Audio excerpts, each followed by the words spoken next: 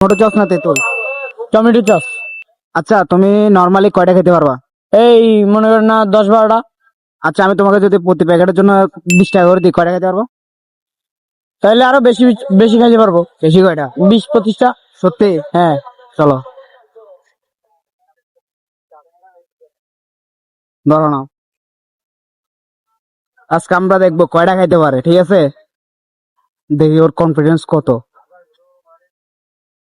আরে ভাই এগুলো তো বেশি টক। খাও, তুমি বলছো না, সমস্যা কি? প্রতি প্যাকেটের জন্য 20 টাকা পাবা।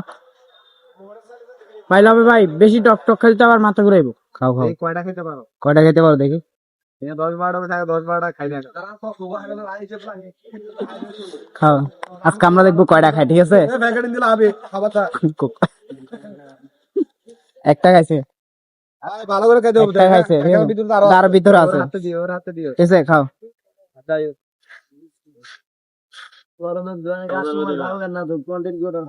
ভাই সস 10 করে নিছে, একটা সস 10 টাকা করে বেরিয়ে।